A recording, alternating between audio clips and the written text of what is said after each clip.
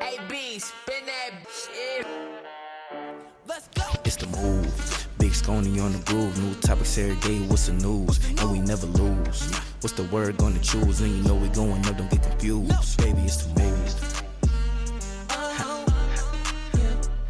It's the move. And roll with it. So let's take it back a little bit. okay. So before you did that bid, right? What was your first house track? And Ooh. your very first track, and what would be the first track you think like blew you up? So back in the days, first track blew me. Okay. So I had a homie named KG from 43rd. I had a homie named KG, and at this particular time, a lot of people don't know this. Like, I was dabbling in the production side. Like, I really didn't know what I was doing, whatever. And he used to take me in the studio and be like, "Man, look, we finna make this and we finna make that," and then he'll be showing me or what have you. And that's how we came up with the All 49. A lot of people keep saying it ain't the first hit it from the back. Me and KG did the first hit it from the back. That hit it from the back. That was like the biggest track for us. Hit it from the back, All 49, and then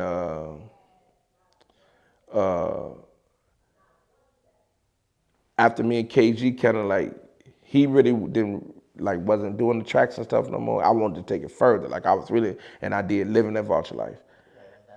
So while I was in the process of when I was in the studio with KG, I'm watching the pieces and saying, "Oh, if I just buy this, I could be in a room and messing with this stuff on my own. They ain't got to keep coming all the way down here to 43rd in order to get tracks done." So in the process of me playing with the stuff after I bought everything, one of my homies from the end was like, "Man, you should do a track with all the guys' names in it." What? And he was like, "I'm gonna write the list. You make the beat and then do it in your voice." And I'm like, "Okay." I tried, you know what I'm saying? And at this particular time, Vulture City was Vulture City. Like we heavy. Like everybody who knew about the parties on the low end know that when you said the word Vulture City, you already knew what you was, type of people you finna be dealing with, and what they meant when they said it. So I heard one of the, and this is where a lot of the tracks came from. Like I heard one of the guys under the building say, "Boy, they don't know how we living. Boy, we living that vulture life." I said, "Living that vulture life, okay." Whole time this is in my head. Like this in my head, and I'm hearing it. So I'm hearing certain stuff. I heard him say that. One of my buddies come and say, "You need to make the track with the guy's name." He gave me a list of about 200 names. Living That Vulture Life, the reason the track was so long, because it had 200 some names on front and back, 3-4 sheets of paper, I think. Like it might have been more. And I literally went in the studio, and people don't understand the drums to the bass line to Living That Vulture Life, it's a mistake. I never knew. I had a drum machine called an R70. I didn't know that the R70 multi-sat. I didn't even know what that was. I actually hit the multi-sat on an accident. And at this particular time, I had the 808 pulled up. And when I touched the pads, it was like, oh, whoa. So Vulture Life, and I can tell them now because, everybody in Miami that sampled it. Vulture Life is the four corners. It's 16 pads. I went boom, boom, boom, boom, boom, boom, boom, boom. Four corners on and then just do. Like, oh, they gonna love this, right? And got in the studio, like, "Living that vulture life, living that vulture life, Tone, living that vulture life, Daddy, living that vulture life." So I said, I'm gonna play the track this weekend at the party and see how it go. Played the track. When I say the reaction to it was so, cause it got to the point where everybody in the party was waiting to hear their name. Like you couldn't turn the track off. Before, you definitely ain't finna turn off for me. Hey, Slug, let the track play, because I need to hear my name. So when I saw that, I'm looking like, no, this track bigger than what I thought it was. Like, so some of the guys will come, they'll wait and go get everybody and be like, "He finna play the Vulture Life track, Joe. Come on, you know he finna say your name in that." And they literally, it's a 7-minute 7-minute, 30-second track. So imagine a track playing with everybody naming it for 7 minutes, 30 seconds, bro. Like, and they would be standing. As soon as they hit it, they go crazy. So that's where 50 News end up coming in at. So I do the Vulture Life track. Everybody like, nah, bro. And then this one thing I say about the Vultures, and I love them guys because you couldn't tell them that no other DJ was colder than me. Like it would get to violence. Like, Slugo is the coldest DJ on State Street, and we'll fight about it. You know what I'm saying? So the Vultures would be like, nah, ain't nobody colder than Slugo. You know what I'm saying? So the girls used to call themselves 50 News. I still to this day don't know what 50 News meant. I was gonna ask you. But I have some of them probably can explain to you, man. One day I'm gonna make sure, because all of them still alive. Like, all of them still around. They still wild. So they used to be around me a lot. They used to come in the studio, just hang with us, kick it. And one of the girls was like, Slugo, you bogus as hell. This how they talk. You bogus as hell. You made that track for all them dudes or whatever. Like, we don't exist. We your girls. Why you don't rock with us? We the ones be supporting your parties. Woo. Make us a track. Okay, what it's gonna say? Because this say Living at Vulture. Like, the guy, and they got their name. They was like, we 50 News. And for me, I'm saying, what the fuck? Now, I knew the 50 meant 4950. Right. The building we grew up in. I grew up in 4950. I knew 50 meant 50. So what is news? Like, I don't. The crazy part is when I made the track, the Vice Lords thought it said, the word Vicky Lose is disrespectful in Chicago. So I got a few Vice Lord buddies who hit me up immediately like, hey, bro, on record? You gonna diss us on record? I'm like, I would never. What are you talking about? He was like, the Vicky Lose track. Vicky Lose track? Ooh, I ain't never made no Vicky Lose track. So he played it. Bro, that's a 50 News. Oh, that shit cold, Joe. And I was like, so it's cold even though you thought it was disrespectful? Yeah, I thought it was disrespectful. That shit cold. Like, so for a minute, like, all of the Vice Lords out there, because my cousins is Vice Lords about what they call. Like, hey, bro, you can't do that, man. I'm like, bro, the record say 50 News. So when I did put it out, the little Vulture girls was going, when I say bozo, bro, bozo when this track came on. You know what I'm saying? So those two tracks, Living That Vulture Life and 50 News. I mean, I would agree, because I ain't gonna lie.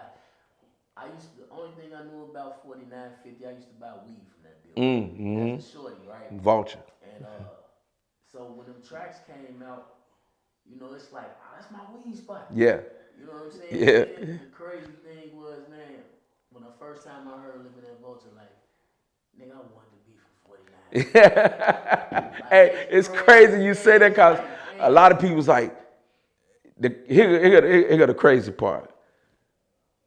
It was people from other areas who reached out to me like, man, you got to do a record for our area, bro. And I used to be like, nah, this kind of sacred, bro. Like this, no disrespect to y'all area or what y'all got going on, but this is a sacred track for me and my homies. These are the people I grew up with. So that's why I did the track, because these is the guys I grew up with every day, sharing gyro sandwiches with and gyro cheeseburgers and all. These the homies. You feel what I'm saying? So we want to kind of keep this one to ourselves. So I don't want to make that's why you never heard me make any other tracks for any other areas, because I loved my homies. These is my homies. This is our sacred track. It's a lot of people who tried to make tracks similar to it, but we knew like, nah, this one a banger, bro. Like, it was so crazy because Ray Barney heard it and said, I'll put it out, but you got to take the names out. I'm looking like, Ray, ain't nobody gonna buy that. You know what I'm saying? He's like, the beat is what's driving that record, Slugo. Trust me on it. Take the names out. Is that the record you put out with your name backwards? Yeah, the Uggles, the DJ Uggles. Now, thank you, Ray Barney, because the Vulture Life instrumental ended up becoming one of the biggest records for me, and it was just a beat. Like they end up sampling it in what's the one with Queen Latifah and them three girls? They had Set It Off.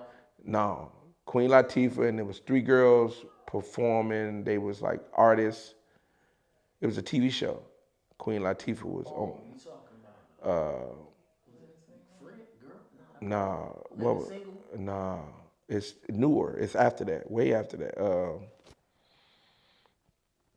I can't think. One of the girls was dark skinned. The other girl was light skinned. 2 light skinned girls. They end up using the track on there. And then, what's the boy name that's playing on the shot right now? He the guy that's dating the trainee girl.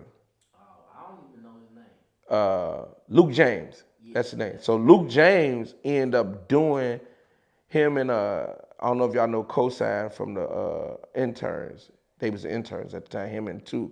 Cosign ended up sampling the track and named it Out Here Fucking. And then I know you out here fucking. But yeah, but I don't like it. And him and Luke James performed to it at the end of the show. It was the ending track for the season finale. I think like season finale 3 or something like that. Star, that was the name of it, Star. And they sampled the track at the end and he performed it at the end. That's how I got to meet Luke James, because of them sampling the track. And Cosign ended up sampling the boom, boom, boom, boom, boom. And people was like, man, that's, soon as people heard it and watched the show, I started getting multiple phone calls. Hey Joe, and you know how the low end guys, hey Joe, they done stole our shit, right? So I'm like, nah, bro, they cleared it, everything cool, so the guys be wanting to turn up. Man, whoever they, we beating their ass, Joe, they stole our shit. And I'm like, nah, bro, they cleared it or whatever. They was like, damn, your shit on TV, Joe?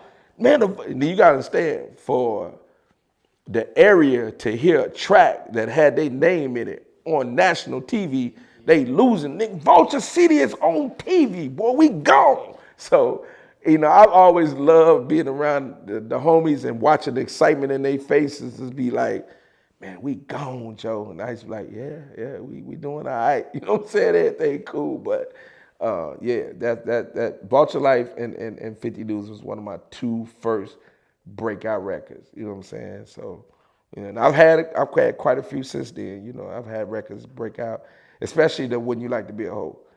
That record, that came after the Wouldn't You Like to Be a Hoe too, and like still to this day, it's actually the only record to hit 1 million streams on Spotify. So it's actually my biggest record. Wouldn't You Like to Be a Hoe too? So how did this powerhouse of Playground come together? Crazy. Like a lot of people don't understand, may he rest in peace, and free DJ Milton, that me, Dion, and Milton were enemies in the beginning. We were making, it's probably still out there. When I came to the crib, my guy Omar, may he rest in peace, I was cool with Omar. Omar was somebody who he's one of them neighborhood cats I looked up to. So I see him, what's up? Oh, I'm in the Ickies. I used to like hanging in the Ickies because Ickies had oh man, my God. They had some women in the Ickies that were so fine. And I always looked at it like, let me get off 49. Everybody know me on 49, so I can't really make no moves down here, female-wise. Let me go to the Ickies where it's all new and it's open at, you know what I'm saying? And Monty, PJ, and Mikey Mike, them my homies, they the guys on the end that everybody looking up to, I'm gonna hang with. So O was like, you should hang with them on the music side and doing the DJ and hang out with them, right? So at this particular time when I got to the crib, Monty, Mikey Mike, I can't think of the other boy name. They had what was his name? Dark skin. I don't know if he's still living. I can't think of his name. But it was him, Monty, Mikey Mike, PJ too, but PJ was a shorty, so he really went into the Warren stuff. But they was Warren with Milton and Dion. I don't know nothing about this at the time when I come to the crib. I'm just knowing like these niggas throwing these big parties. I need to get on, and if I'm finna get back into this music real heavy, saying get with these cats, this the route to go, right? So I get with Monty and whatever, blah, blah. So Monty is excited. Me and Monty like this. Monty, he gets on one of the tapes. They putting out tapes at this time. He gets on the tape, yes, sir. My boy DJ Slugo home, it's going down, right? He says it's on one of the tapes, but it's a diss tape too. right? Dion and Milton responds with their mixtape. They saying what they saying about Montino, whatever, and then they say, Slugo? Who the fuck is Slugo? His ass can get it too. What? Right? So I ain't really doing the music shit at the time. Like I'm in the street, I'm hustling. The little homies from the end say, hey bro, you heard the new Dion Milton tape? Who was Dion Milton? Right? Nigga, they dissed you. What? Let me hear it. So they play it for him. I'm like, who's these niggas? Right? I'm wont to resort to violence. Like, I don't do this mixtape stuff, whatever, right? But you gotta remember, we all from State Street, and it was rules and regulations at this particular time. You can't just go whooping on motherfuckers and think that's gonna go there. Like, you wanna have a whole 50, 60 motherfuckers saying you bogus. We don't get down like that. It's structure. Okay, so I'm saying, they had a party on 35th. We go to the party. This is the day the speakers got unplugged. We go down there, they acting like they don't know who I am, whatever. Like we actually, my guys could attest to this. It's 30 of us maybe. It's 3 of us in the front of the U-Haul and everybody else is in the back of it. We drove a U-Haul from 49th to 35th and came to the party to crash the party. When I lifted the U-Haul thing, they all jumping out. And we bum rushed the door. That's how I met Dion Milton. So we back and forth at the particular time. I'm saying, they tell me you can't do that. That ain't how shit go. Y'all gotta do better. The only way you can disrespect them, it gotta be on tape, bro. No other way. Say less. I know how to do that stuff. Like, you know what I'm saying? I always had the voice for it. So it went to, I tell Montino, let me get on the next mixtape, Joe. I'm going crazy, right? We get to make it. Then my guy KG, they didn't like him either. So, and KG was cold on the production side. So me and KG is like, man, we finna knock these people head back, right? So, man, this is what made everybody stop buying the tapes, because they was trying to figure out what the next disc was gonna be with these two crews. So 49 is beefing with 35th, basically, right? So one of the powers that be says to us, this is how Playground Production ends up coming about. It got so hectic that 35th and 49th, the guys start fighting each other at these parties. It got violent. So we like, no, that ain't what we supposed to keep it to the tapes or whatever, blah, blah. But these is guys sticking by their DJs, sticking by their homies. So one of the powers that be said, listen, I can't think of the name of the club. It was like Club O or something like that. It was like on 35th in the shopping center. They made us throw a party together. And it's like, the only way that these guys gonna stop fighting each other is like, we gotta show y'all together at a party in unity. And that's gonna be that. And of course, we don't wanna fight the guys in the area. We can't beat them all. And I'm telling them, yeah, we don't want that fight. So we do the party together. They tell us, y'all can keep the door. We just wanted to show y'all that y'all can make more money together than apart. So when we counted the bread up at the end of the night, we was like, hold up, Joe. Hold up. You know what I'm saying? This might be the way to go, because we was looking at what they made at their parties and what we made at our party. But you gotta remember, we were separating the crowd. Everybody from 35th on back would go to Dion them parties. Everybody from 36 on up would, and even all the 61st and all that would come to our parties. So the parties are split now. You know what I'm saying? Like, all the crowds are split, but when we came together, everybody got to come to this one. So you got to imagine, from 22nd and State to the lake, all the way to the Hundreds, all these areas, all coming to one party, okay? At $10, $5 a person, things that girls free before 11, things of that nature. After on the business side, this is where me and Dion got cool, because we understood numbers. Fuck the beef. This makes more sense that we come together, right? At this particular time, Monty was still heated. He wasn't really feeling this shit at the time, right? No, fuck that, bro. Motherfuckers done said shit about me, whatever. Monty, this make more sense, bro. So I tell him, man, look, I'm gonna throw a few parties with them. And I think it was Milton that came up with the Playground Production name or just made the suggestion. So I just thought, I was still with Monty, still with PJ and them, but I had started hanging with, me and Milton started hanging real tough. And then we used to compare. Matter of fact, me and Milton was living in the same building. We ended up moving in the same building on 74th, right off Stony Island. He was on the first floor, I was on the second floor. That's how we got super tight. And Dion would come over, or we'll go over to Dion's studio, whatever, blah, blah. We end up becoming like this. And then Playground Production performed. That's when Dion, the first month, Dion walked me into Dance Mania and told Ray, this Nick Cole, you need to do something with him. And that's when I first dropped my, the record that took off on that first album was a Blunt. When I get a blunt, I light it, take 2 pulls and get excited. Man, people was like, and then I'm on that pass the blunt, Joe. People were like, oh, so it came out on vinyl. And at this particular time, ain't nobody ever gave me no dollar advance. I'm saying, he gonna give me what? You know what I'm saying? So Dion looked like, don't say nothing when you get up here. That's why me and Dion was so tight, because we understood numbers. He said, I'm gonna tell him because I already had tracks ready to go. Dion was like, no, let me hand pick the ones, because I know what he want.